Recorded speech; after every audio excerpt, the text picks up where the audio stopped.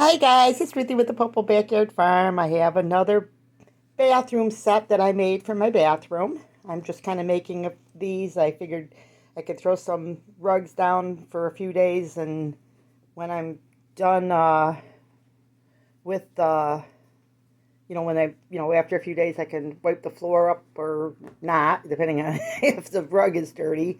But this one here I made really long for my bathroom. This hole here has to go around my bathroom. I made this one a little bit smaller, but it's usually about 6 inches. I use my hand to measure, and this kind of should hug your potty, so you don't want it too big, but you don't want it too small, so it's climbing up the potty either. But this one here, I just made a granny square, and I double yarned it, so to speak, so it's twice as thick, so it's nice and cozy. So this was the potty part. Okay, so it's nice and long for the bathroom. And then I'm kind of going through my stash.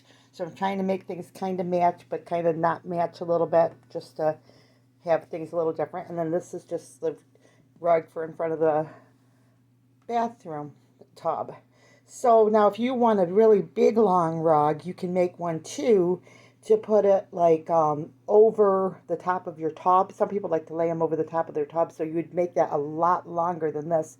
But this is just small enough. What I do, this is small enough, I'm sorry, to put right in front of your tub. Now what I do sometimes is I take a bath towel, because I think that's a good measuring tool to figure out how big you want a carpet.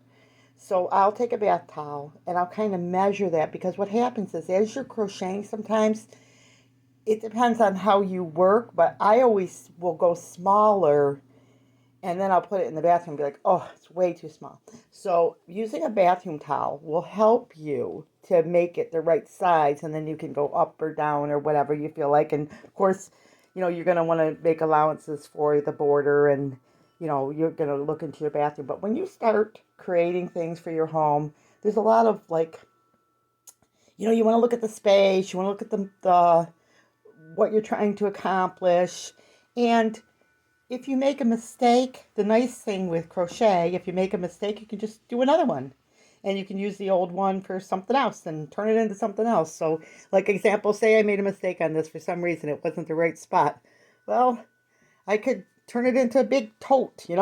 I could grab a piece of elastic and zip up the sides like the mask and turn it into a tote, or, turn it into a rug for another room, or even make it into a little baby sack here. See how this can go for you? I just want to encourage you to crochet and try your hands at something new, and not to worry about mistakes and patterns.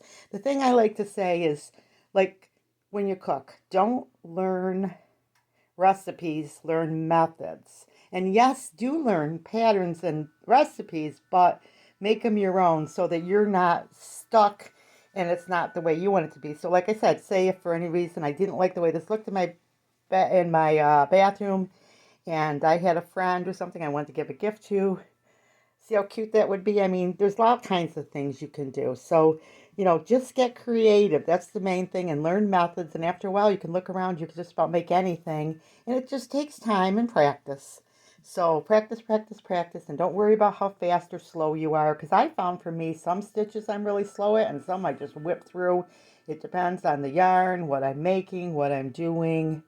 And like this was a real fast pattern for me because I had a big yarn, I had everything. And then sometimes I'm making something right now that's just really tedious, and I can only work on it a little at a time because it's tedious for me. So, okay guys, remember, big or small, you too could be a backyard farm. God bless.